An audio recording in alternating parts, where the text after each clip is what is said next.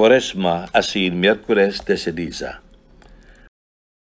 Uya na ang taong-taon na pag-observar niyato, kan panahoning Kwaresma. Ang 40 aldaw ning pagpenitensya bilang pag-andam sa pinakadakulang kamurawayan kan Pasko ning pagkabuhay liwat. Napupuon sa Miyerkules de Ceniza, asin nagtatapos sa Huwebes Santo, bago kan misa sa huring pamanggi. Ang Kwaresma ang dakulang panahon na itinalaan sa kalendaryo liturhiko sa pagsimbag niyato sa agyat o pangapodan ng bakle asin magtubod sa Ebanghelyo. Sa Ebanghelyo ni San Marcos, kan si Jesus nagpuon kang sa iyang ministeryo sa pagtukdo, sa pinakaenot niyang pangapodan sa pagharubay niya kang marhay na bareta, siya nagsabi, "Nautob na ang panahon, harini na ang kahadean kang Dios, magbakle kamo asin magtubod sa Ebanghelyo."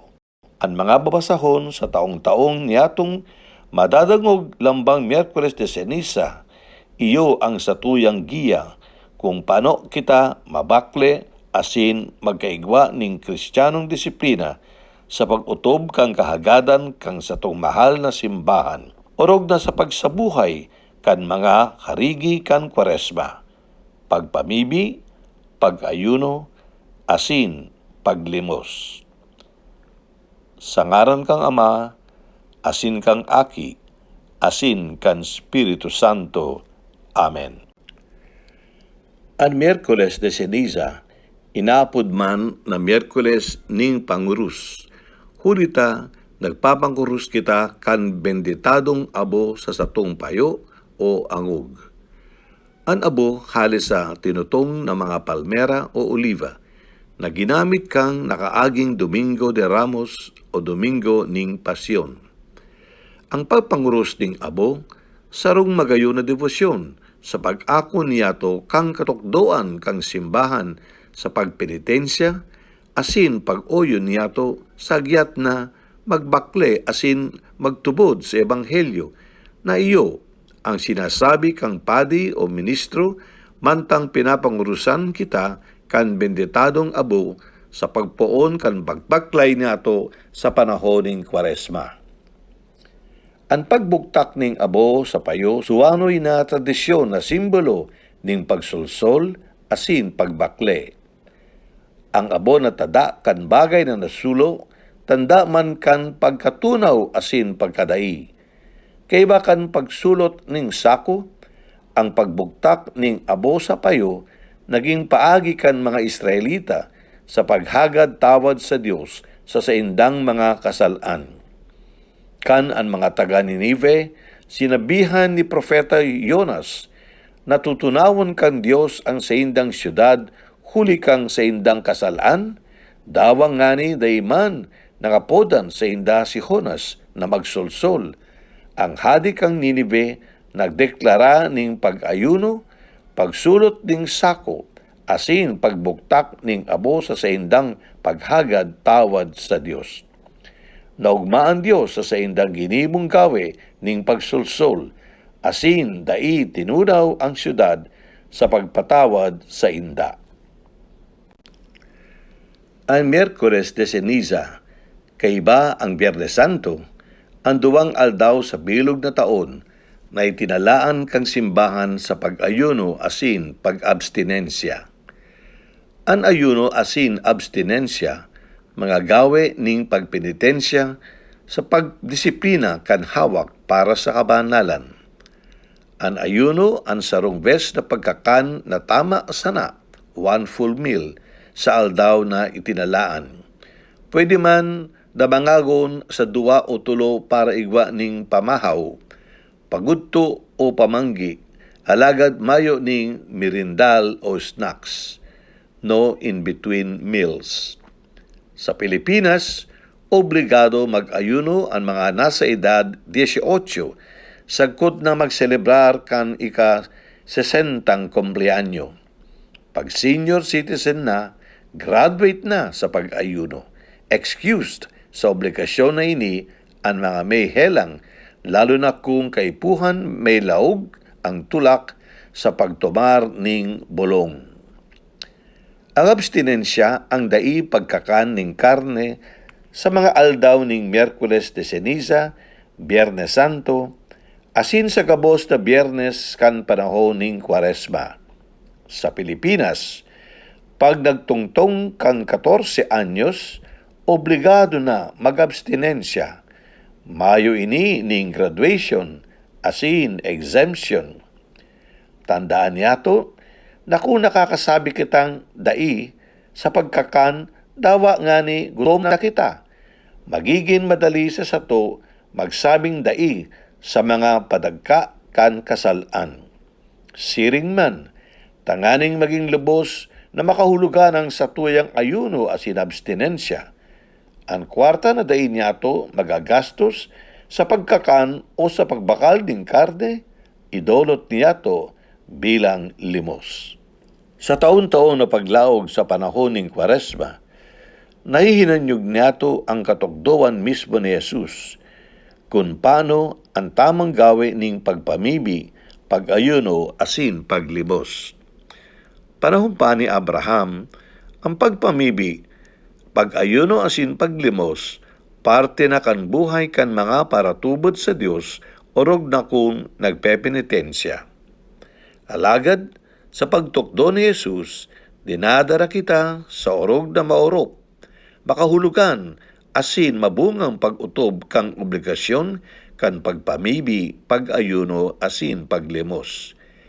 Ginigibo ang mga ini, bako na pang display o pagpahiling sana. Pampasikat, saka sa pagbalangibog kay ni, tanganing maaraman kan mga tao ang satong pagpamibi, pag-ayuno, asin paglimos. Maging marigmat kita sa pagbantay ng pag-utob niya to kay ni, bako tanganing umawon kita kan tawo o balsan nin tawo. Mas hilom, mas marhay, tangani ang balos kang Dios ang magdanay sa satong buhay. Ang pagkaigwa ng disiplina sa pagpamibi, pag-ayuno, asin paglimos, abang rahay na mawoton, asin makamtam niya to ngunyan na panahon ng Kwaresma. Buot sabihon, maging natural na ang mga ini sa satuyang buhay, bako sanang once in a blue moon, o paminsan-minsan sana, o kaya man kung gusto ta sana. Kung may nagsasabi sa to na milagro, naglimos ka, baya. Buot sabihon day pa ini nakagamot sa satong Kristiyanong pagkabuhay. Aram daw nindo na ang Carnival, Mardi Gras o Fat Tuesday konektado sa Kwaresma? Ang Carnival halos sa Latin Carnelevare o sa Italian na Carnevale na buot sabihon ang paghali nin karne o goodbye karne. Ang Mardi Gras man, Frances na sa Ingles Fat Tuesday na buot sabihon ang pagkakan ning matatabang karne sa Martes bago kan Miyerkules de Ceniza. Kayto kaya sa bilog na Kwaresma o 40 aldaw, dahil nagkakakan ning karne sa pagpenitensya. Kaya man sa Martes bago kan Kwaresma, nagpapasasa o nagfifiesta sinda sa karne. Alagad, ang orog karahay na pag-andam sa Kwaresma, iyo ang inaapod na Shrove Tuesday, na buot sabihon ang paghahali ning mga bisyo asin mga bagay na daiman kay puhan sa buhay orog na ang paghahali ning mga kasalan sa paagi ning pagkumpisal, tanganing maging malinig sa pagpuon ning pagpenitensya sa paglaog kang panahon ning Kwaresma. Halis sa Diyos no na tugon, lambang para tubod igwa ning obligasyon na magpenitensya. Asin sa mga aldaw na tinalaan na magpenitensya, magabat na obligasyon na utubon ini. Manghingowa man lugod ang lambang saro sa sato na dai mahulog sa kababayaan na maglampas sa tugon na ini, kundi tawan doon ang pag-utob kan Diyos no na tugon sa pagpenitensya. Magduko asin magtuninong na kita sa pagpamibi. O Diyos, amang makakamhan, sa paglakbay niya mo sa panahon ning Kwaresma, danay mong kaming antabayan, tanganing sa mong pagpenitensya, nanggad magbunga. O Jesus, namumutan niya mong paratubos, sa dalan ning krus, itinutukdo mo sa mo, naan sa imong pagsakit, asin pagkagadan, iyo ang dalan para sa samong kaligtasan. O Espiritu Santo, sa mong parasorog, kami nanggad magbakle asin magtubod sa Ebanghelyo. Sa pagdisiplina kan hawak, asin kalag niya mo, magtalubo kami sa pagpamibi, pag-ayuno, asin paglimos. O Inang Peña Francia, asin Amang San Jose, lugod magdanay kami sa mga maray na gawe. O San Marcos Evangelista, Ipamibi mo kami. sa ngaran kang Ama, asin kang Aki, asin kang Espiritu Santo. Amen.